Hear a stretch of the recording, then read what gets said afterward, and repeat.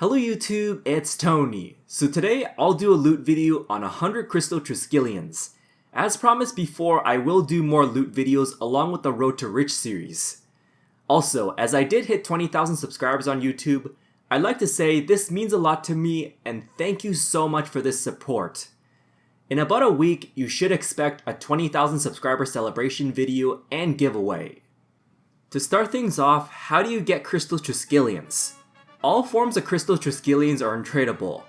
A lot of high-level Slayer monsters, bosses, and some skilling methods drop them at a fairly common to rare drop rate. It is dropped in one of 3 pieces in a specific order, and then after that you combine them to make a full crystal Triskelion. Now some places do drop full Triskelions, and buying them from the traveling merchant will cost 2 million coins on some days. Most notably, Ancient Caskets give them, and I did myself a loot video from 100 if any of you want to check this out. Over the years, I've stocked up on these crystal Triskelions in my bank, so unfortunately you won't be able to get them in bulk supply quickly. In order to loot a crystal Triskelion, you have to go to this place, which is south of the Fremennik Slayer dungeon as marked on this minimap. The best teleport is by using the Slayer helmet or the Ring of Slaying and then selecting the Fremennik Slayer dungeon.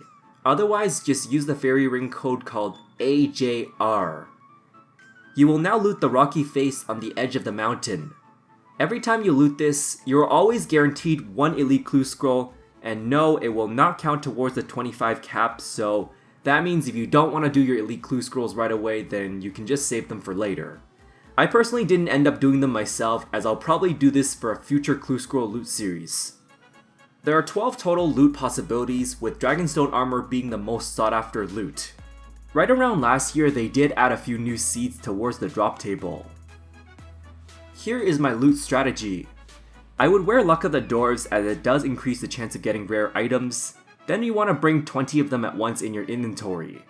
Also, I do strongly recommend you have an empty Beast of Burden, so that way you can store the tradable loot. With the Beast of Burden tab open, what you want to do is press the Give Beast of Burden icon. Also, when you're banking, don't forget to press Deposit Beast of Burden. It took me 20 minutes to loot all 100 in case anyone's wondering. Alright, so this is the total loot I got. For the tradables, unfortunately I didn't land Dragonstone armor or the Uncut Onyx table, but I landed the Dragon Tools table twice.